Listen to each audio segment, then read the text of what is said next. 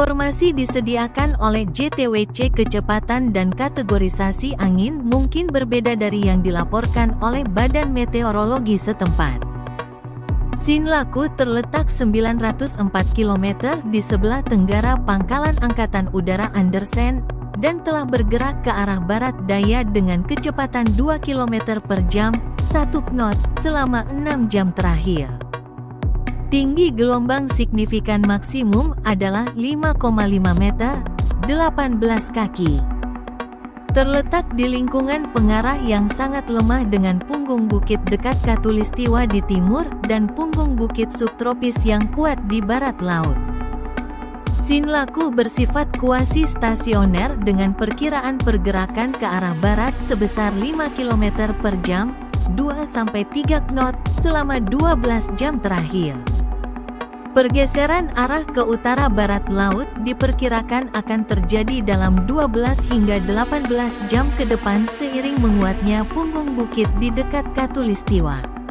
Saat ini terjadi, punggung bukit subtropis akan melemah dan mundur ke arah barat, yang akan menyebabkan laju pergerakan yang lebih cepat ke arah barat laut selama sisa periode perkiraan.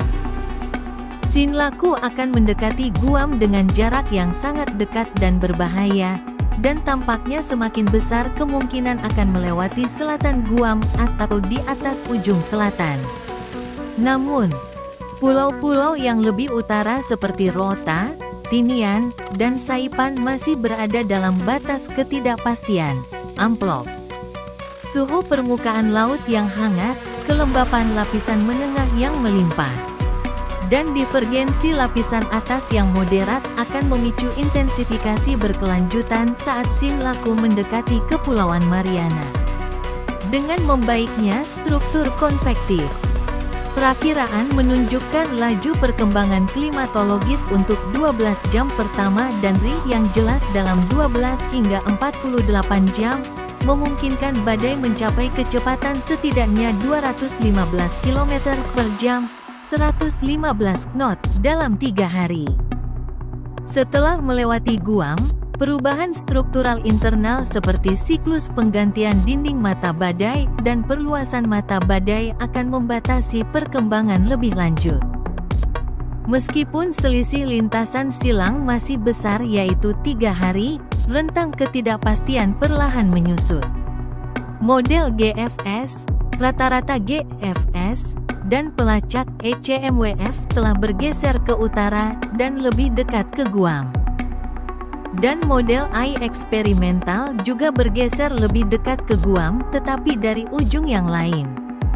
Perakiraan jalur badai mengikuti model ECMWF dan konsensus multimodel selama 3 hari ke depan. Setelah itu jalur badai sedikit diubah ke arah model I. Meskipun konsensus dari panduan model yang andal menunjukkan pendaratan di Guam.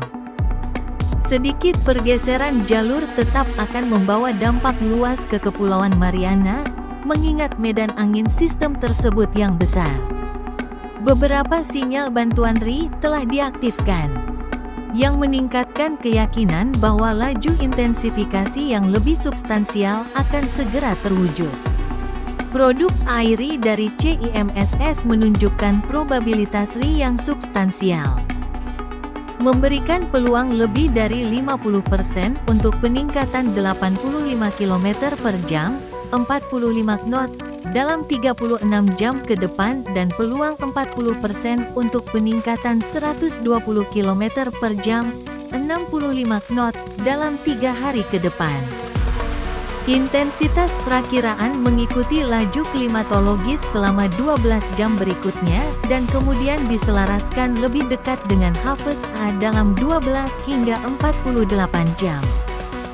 Kecepatan puncak 215 km per jam, 115 knot, berada di ujung atas panduan intensitas tetapi berada di bawah kecepatan puncak 230 km per jam, 125 knot, dari HAFES A. Peringatan nomor 7. Informasi disediakan oleh Pusat Peringatan Topan Gabungan, Joint Typhoon Warning Center, JTWC.